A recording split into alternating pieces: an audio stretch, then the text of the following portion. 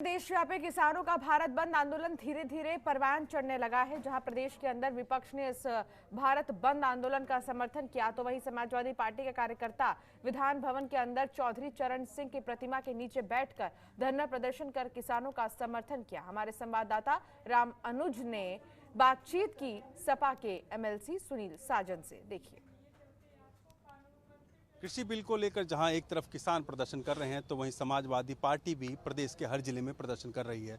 विधानसभा के अंदर किसान के साथ में किसान के हितों के लिए बात करने के लिए समाजवादी पार्टी के तमाम नेताओं ने मौन धारण किया था और तमाम विधायकगण यहाँ मौजूद थे। हमारे साथ मौजूद हैं सुनील सिंह साजन जी।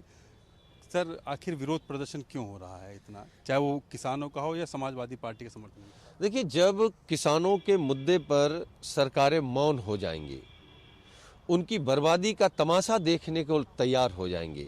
आज देश का अन्नदाता कितने दिनों से दिल्ली बॉर्डर पर बैठा है, ठंडक में, खाली पेट, भूखे। आप लाठी चला रहे हैं, वाटर कैनन से हमला कर रहे हैं, आंसू गैस के गोले छोड़ रहे हैं। मुझे लगता है कि जब किसान के मुद्दे पर सरकार मौन हो गई, तो हम लोग चौधरी चरण सिंह, जो देश के बड़े किसान नेता थे, उनके जो सिद्धांत थे, उनके जो मूल्य थे, वो गौड़ हो गए। तो आज हम समाजवादियों ने 3 घंटे का मौन रख करके, शायद हमारे मौन से सरकार का मौन टूटे, हम लोगों ने कोशिश की है कि सरकार अहंकार त्यागे और किसानों की तरक्की के लिए, क्योंकि आप कह रहे हैं हम देश की तरक्की चाहते हैं, लेकिन समाजवादी पार्टी के हमारे राष्ट्रीय अध्यक्ष जी का मानना है कि जब तक इस देश का किसान तरक्की नहीं करेगा, ये हिंदुस्तान तरक्की नहीं कर सकता।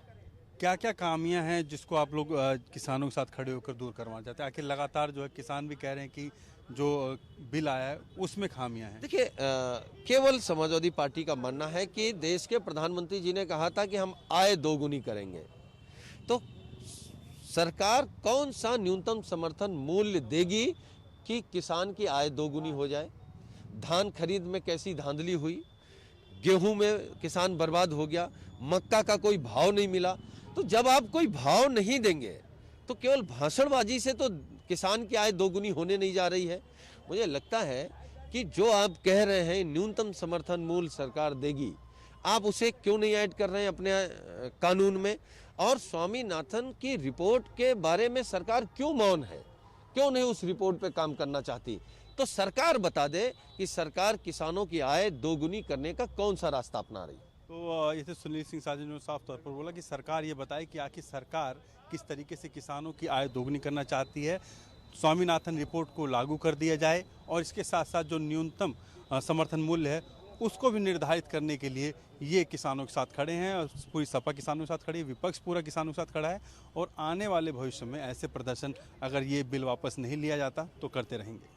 कैमरा अमरीश के साथ रामनुज भट्ट, जनतंत्र टीवी, लखनऊ। खबरों के निष्पक्ष विश्लेषण के लिए सब्सक्राइब करें Jantantra TV and press the bell icon. Never miss any update.